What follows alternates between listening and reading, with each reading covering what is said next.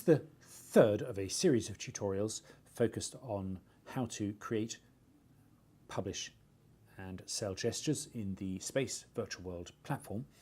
We've looked at how to create single person gestures and how to add two different kinds of camera to the gesture. Now in this tutorial we're going to look at two-person gestures.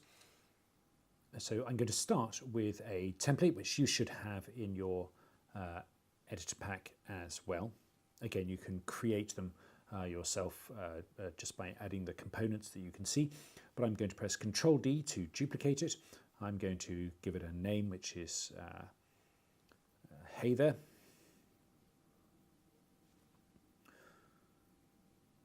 And I'm going to drag it into the scene so that I can preview it as I work on it. This is the gesture preview scene, which again you should have in your project. I'll make the second model visible.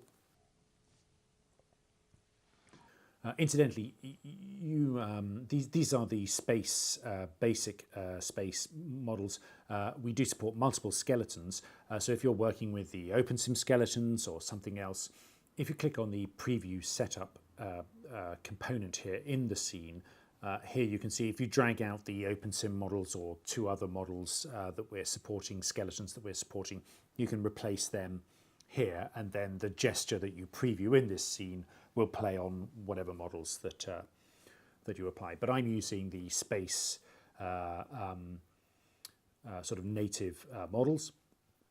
So when I look at the gesture itself, it's very similar to some of the others that we've looked at. We've got the virtual goods component, we've got the avatar effects script, which now shows two participants, and the trigger radius I'll come onto in a moment is relevant for this. We've got a camera path script, which I will add a camera path to this one. And then the actual character animation component here now has capacity for two separate takes. So the trigger uses radius. This is because one of the ways in which users can invite another person to do a two-person gesture with them, wherever they happen to be in any region, is via a visible sort of circle that appears around them, and when somebody walks into that circle they'll get an invitation to do the gesture with you, and if they accept that invitation, then both of you will be positioned and rotated, and the synchronized gesture will play on each of your local machines when all of the components have cached. You might untick this if you were using the two-person gesture with a non-player character and it was going to be initiated from a different script. But if it's just being used in an open environment by your customers who you're selling the two-person gesture to, then this is a way that they would initiate it. And you don't need to touch the entry radius because that matches the visible circle in world. I'm leaving it unlooped because this is a greeting, not a dance, so I only want it to play once each time it's initiated. So let's look at the character animations first. I'm just going to jump into Motion Builder where I've created these, and I'll just play it again. Apologies for the rotten frame rate that you get. These are, again, 30 frames per second mocapped animations, but the screen grab I get shows them at about 3 frames per second. But that's a sort of little comic vignette. And as with the other animations, I've got a camera animation as well, and the export data on two identical models. It's worth noting that Motion Builder and probably the other animation applications you use require me to have a namespace applied to one of the models, because otherwise Motion Builder gets confused if I have two bones both called reference. So this one is called tall reference. There's a namespace in there. So when I export them as separate FBX files, I then need to remove the namespace from that second one, so that when they arrive in Unity, we recognise the name of all of the bone parts. So I'm going to grab tall and short and the camera. So I'm grabbing 3 connected animation files that are all from that original scene. I'm going to open my source files folder in Unity and just paste them in here.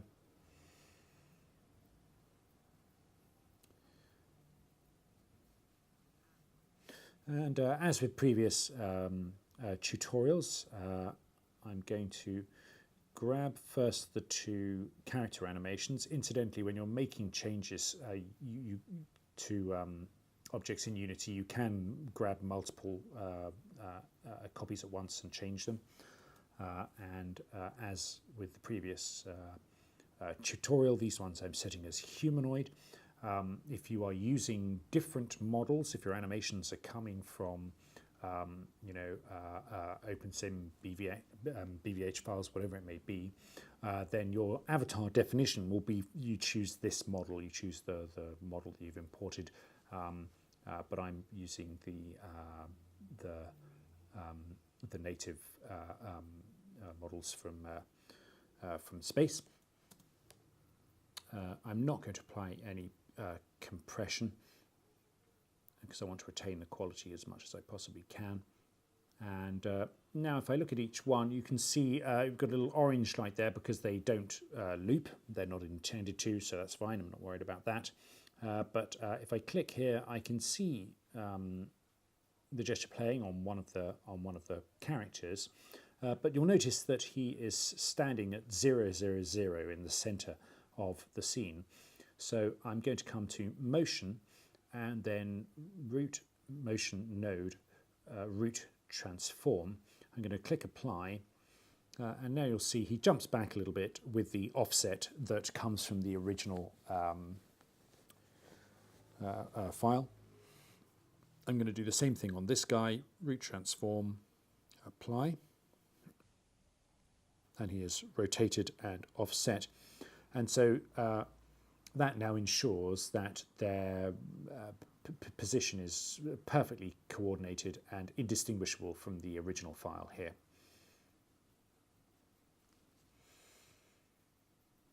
You'll notice in the object script here there is a distance apart setting. So if you're using 2 files that maybe come from different sources, or for some reason you're not able to offset them externally, you can do 1, 2, 0.5 meters, whatever you want in here.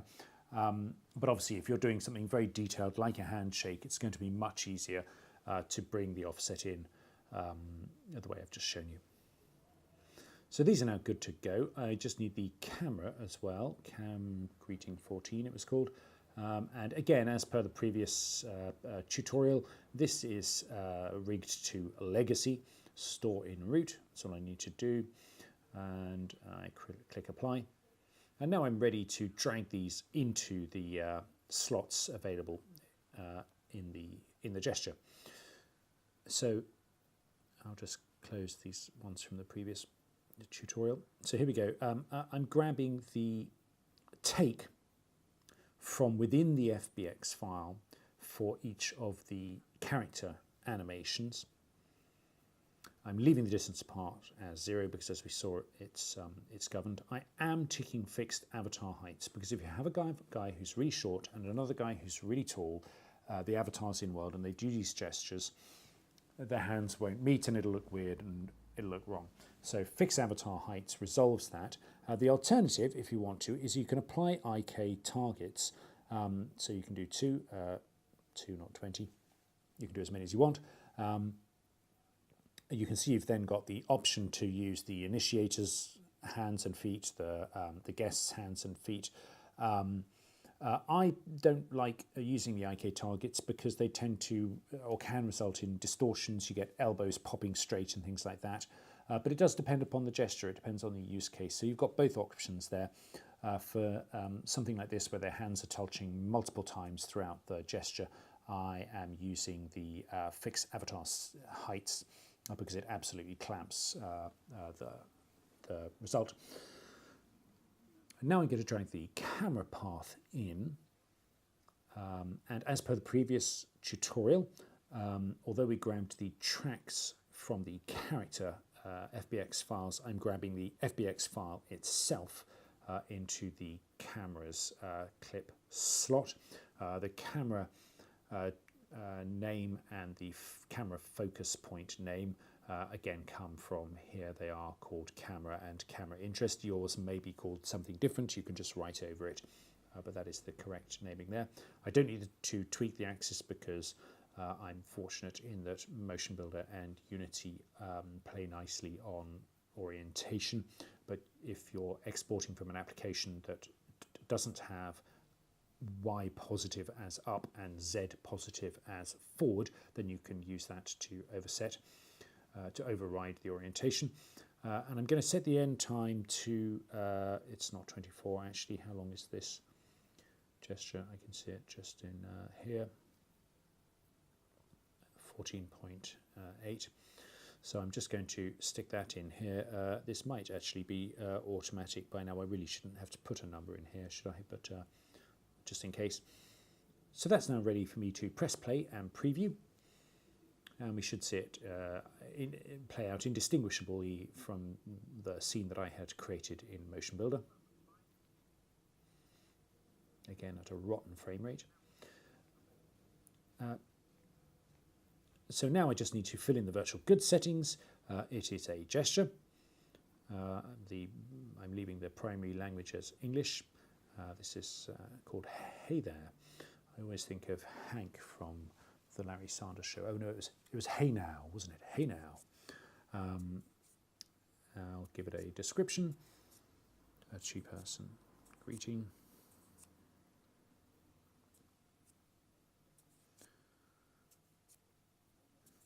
And as per previous, the icons and images need to be PNG files. The store preview image is 430 by 430. The icon for the inventory is 96 by 96, and my brand icon is 140 by 60, all PNG files. It is for sale. It is rated for everyone because there's nothing explicit happening. The developer name is, in this case, the same as the brand. Again, you can do different brands, but I'm just using the company name here. And the category, gesture, emotes, single person. Okay, so they haven't got the right category for me here because I want this to be a two-person greeting. So what I'm going to do is, sorry, where's the field gone? Here we are. So I'm just going to write over this and put my own sort of proposed category in here because they're not showing what I want. So I'm going to say this is a gesture, it's a greeting, and it's two-person. And when we receive that, when we see that you've submitted something with a new proposed category, we'll check it. Obviously, if it's a typo or it's duplicating something that's already in the system or it's something completely absurd, then we'll accept it and we'll just use your suggestion to create a new browsable category in the store.